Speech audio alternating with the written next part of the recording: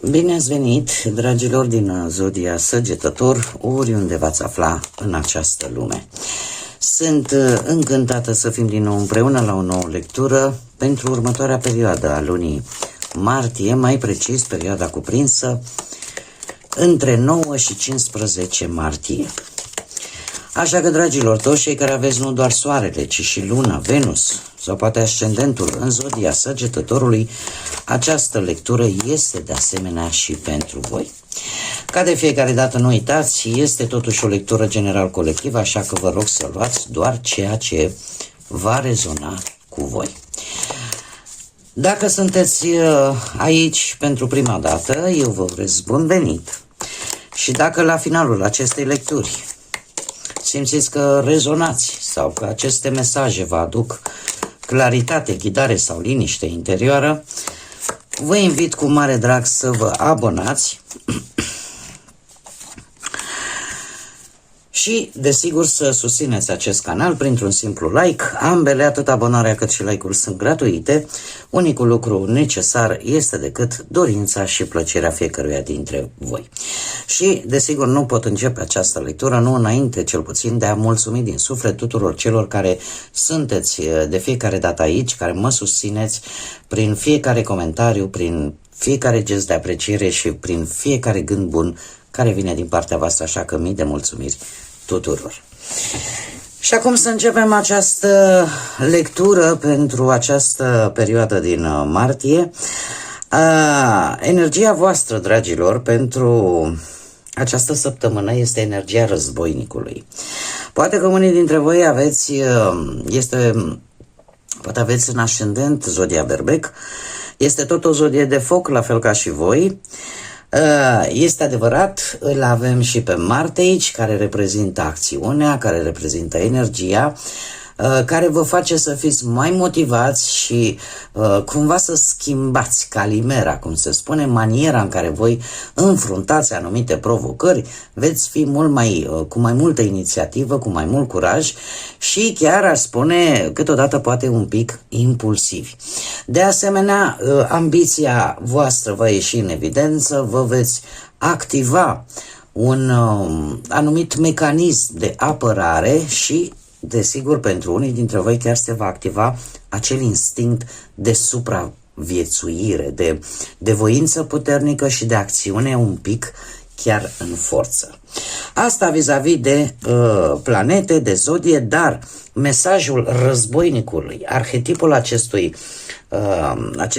acestui arcan major al simbolonului, ne vorbește în mare parte de capacitatea voastră de a reuși, de a cuceri, de a fi pregătiți pentru noi începuturi, câteodată chiar cu un pic de, să zicem așa, de agresivitate, da? De a nu privi practic înapoi și de a înfrunta lucrurile, situațiile cu care voi vă confruntați cu mult mai multă ambiție și cumva aici trebuie să aveți un pic grijă să nu acționați totuși atât de impulsiv încât să creați și anumite consecințe nedorite.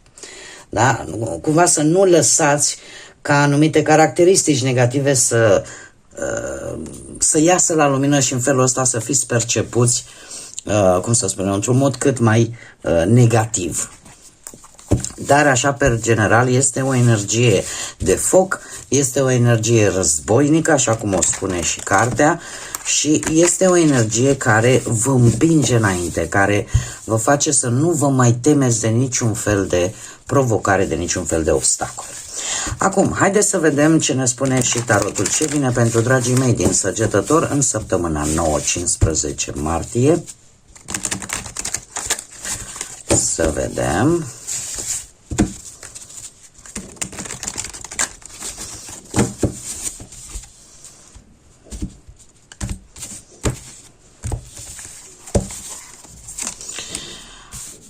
Provocarea voastră este interesantă, provocarea voastră este tocmai asta, să ieșiți din această fază de imobilitate sau să rezolvați poate o anumită problemă legată, problemă medicală, de ce nu? Se pare că resurse există și vă pot ajuta aceste resurse să treceți peste anumite situații destul de încărcate. Este foarte interesant faptul că se repetă, de 2 ori avem cifra numărul 10, care la rândul său este guvernat de către Pluton și în același timp de către Uroboros, care înseamnă ciclul etern al vieții. Cumva acel ciclu al morții și al renașterii. Dar nu neapărat ca moarte literală, ci mai degrabă aș spune acea putere de transformare, de a manifesta ceea ce voi vă doriți și în felul ăsta poate să vă și ajute să concluzionați în sfârșit o anumită etapă din viața voastră. Eu aș spune că 10 este de fapt un fel de număr 1, dar la un nivel mult mai înalt. Per general, dragii mei, incluzând și această energie a războinicului, aș spune că pentru voi în această săptămână e vorba de luptă, de determinare, de dorința voastră de a demonstra ceva. Faptul că există energie, există acțiune, există confruntare, îmi spune că nu e neapărat o luptă externă. Posibil să fie chiar o luptă interioară cu voi înșivă și cu limitele pe care voi la un moment dat ori vi le-ați impus într-un mod greșit, ori poate nu le impuneți într-un mod extern. Sau putem vorbi, dat fiind faptul că avem și 4 de spade ca și provocare, putem vorbi de oboseală, de presiune pe care a spus-o poate în ultima vreme pe voi. Și eu aș spune că este un lucru destul de interesant. De ce? Pentru că provocarea pentru voi, dragilor, este aceea de a încerca poate să vă opriți, să respirați, să nu reacționați, să vă lăsați purtați neapărat doar de această energie a războinicului. Cumva e ca și cum mai spune, războinicul vrea să acționeze, dar provocarea este să o facă, cum să spun eu, cu pași mici și siguri și să nu, să nu vă epuizați la maxim. Faptul că avem un 10 de monede, asta îmi arată ceva stabil, că există resurse, că vin din familie, că există un sprijin, că există o stabilitate, în speță aici vedem o stabilitate materială, sau că aveți experiență acumulată care să vă ajute să depășiți poate o anumită situație. Iar asta îmi spune că voi aveți ceva solid în spatele vostru, că sunt oameni, că experiență, că sunt principii de viață, da? Nu plecați așa singuri la luptă, ca să spun așa. Acest 10 de bâte, cred că este, aș spune că aici este cheia. De ce? Pentru că în felul acesta poate o să vă dați seama că de multe ori prea multe responsabilități, prea multe lucruri duse singuri, prea multă încărcătură, indiferent că această încărcătură este energetică, este fizică, este mentală, cumva mai trebuie lăsați și pe alții să vă sprijine, să vă ajute. Da? Cumva, în această săptămână, ideea este în felul următor. Aveți energie, vreți să izbutiți în ceea ce vreți să faceți, vreți să luptați, să rezolvați totul, dar cumva trebuie să vă dați seama când totuși este prea mult de dus. Și nu este neapărat, aș spune, cum să zic eu, un mesaj de a renunța. Este mai degrabă de poate de a nu transforma totul într-o luptă personală pe care să o duceți singuri. Sau aș mai spune vis-a-vis de arhetipul războinicului, este acela că câteodată cea mai mare putere a unui războinic este să știe când să se retragă, când să analizeze și să nu mai ia totul în piept, în mod direct. Da? Să știi când să te oprești, să știi când trebuie să aplici o altă strategie. Acum, haideți să luăm așa, pe arii ale vieții și mergem pe partea profesională. Provocarea pentru voi, dragilor, pe partea profesională cu acest 4 de spade, îmi spune de faptul că unii dintre voi chiar sunteți în ipostaza, ori vreți să vă luați o mică vacanță pentru odihnă, vreun concediu, ceva, ori pur și simplu există o situație la locul de muncă sau legată de cariera voastră profesională în care bine ar fi să nu forțați lucrurile și să o luați un pic mai încet. Avem 10 de monede care îmi vorbește despre totuși un progres. E posibil să apară tentația sau chiar oferta de, cum să spun eu, sau ideea de mutare de locație, care să prezinte, ca să spun așa, și anumite îmbunătățiri. Nu știu, poate că putem vorbi de un job mai bun ca cel pe care îl aveți. Nu știu, sau într-o firmă în care lucrurile merg destul de bine, adică au un progres. Dat fiind faptul că avem și un 10 de bâte, asta îmi spune că la un moment dat, să știți că toate eforturile voastre vă vor fi recunoscute, că nu, cum să spun, pentru cei care caută un job, pot să spun că în această săptămână, la modul concret, puteți auzi de o ofertă, dar, cum am mai spus, care e posibil să implice și o mutare de locație. Asta nu înseamnă că în această săptămână, gata, am auzit, mă și apuc sau și fac treabă. Nu. Din câte vedem aici cu 10 ăsta de bâte, a spune că nu este chiar atât de ușor sau situația nu este chiar atât de ușor de rezolvat. Dar totuși asta nu înseamnă că nu poate fi posibil. Dar ar fi bine totuși să vedeți și ce implică această ofertă, acest nou job, această posibilitate. Important este că voi totuși sunteți un pic șifonați energetic, ca să spun așa, sau poate chiar mental, un pic obosiți și cumva este nevoie de o canalizare a acestei energii a războinicului într-o manieră un pic înțeleaptă. Dacă vorbim de bani, aș spune că posibil să traversați un blocaj financiar, e adevărat, nu de durată lungă, și să aveți nevoie de niște bani extra ca să și soluționați acest blocaj. Bani pe care există șansa să vină, cum să spun eu, din partea familiei sau în urma unei moșteniri sau niște bani din trecut, care într-un fel sau altul să vă acopere anumite necesități. Este adevărat, 10 de bâte vine ca să strice el aici treburile. Vi se cere mult echilibru, multă organizare și cumva presiunea asta, aș spune, pe finanțe vă va învăța probabil și un lucru important. Să fiți, cum să spun eu, să fiți echilibrați.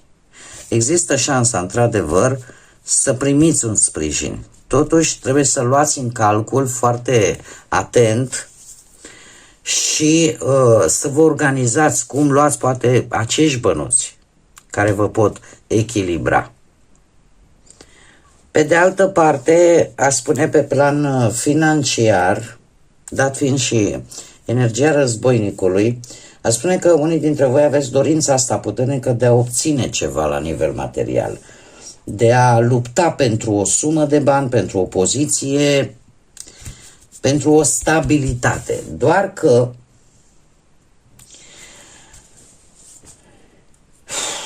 cu provocarea asta a lui 4 de spade, ideea e să nu luați decizii totuși la nivel impulsiv, nu vă lăsați purtați de impulsivitate, așa cum am spus încă de la început, și încercați să analizați cât mai bine înainte să acționați.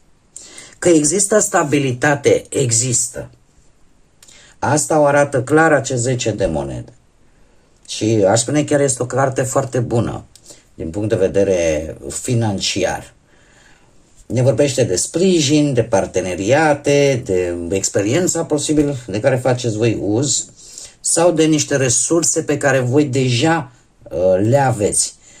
Adică cumva nu plecați de la zero, doar că e 10-l ăsta de bâte aici care vine așa ca o parte un pic mai delicată. De ce? Pentru că există un volum de muncă foarte mare, există responsabilități mari și sunt șanse să câștigați bani, dar cu un efort destul de mare. Asta nu înseamnă neapărat că pierdeți din punct de vedere financiar, ci mai degrabă că este o supra-solicitare pentru a obține o anumită cantitate de bani, a rezolva o anumită situație financiară. Cumva vă supra-solicitați, depuneți un efort mai mare pe care eu totuși cu energia asta a războinicului tind să cred că o veți duce la bun sfârșit, doar că trebuie să vă gestionați bine energia și să nu duceți mai mult decât se poate. Dacă vorbim pe plan sentimental, aș putea să zic că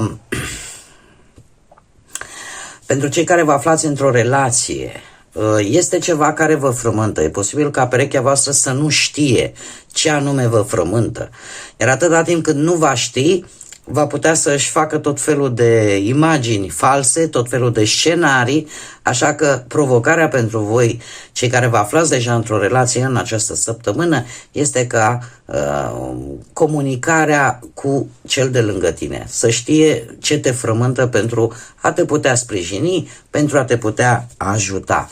10 de monede, desigur, vine cu ideea că relația voastră este totuși solidă, adică nu există situații în care, domne, nu-i spun din cauză că, nu știu, chestiuni, fiecare ce probleme are. La voi se pare că relația totuși este destul de solidă, poate exista sinceritate, poate exista comunicare, iar 10 de bâte îmi spune că cumva la această luptă și pentru a nu crea tot felul de scenarii false, trebuie un efort comun.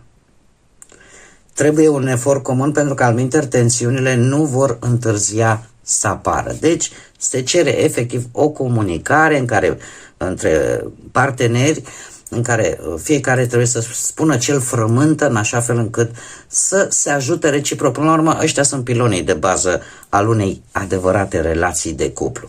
Dacă vorbim de cei care sunteți singurei, voi, dragilor, nu se pare că începutul ăsta de săptămână nu prea e unul foarte bun, nu sunteți voi în cele mai bune condiții, mai ales când e vorba de noi relații, de noi persoane care să intre în viața voastră amoroasă.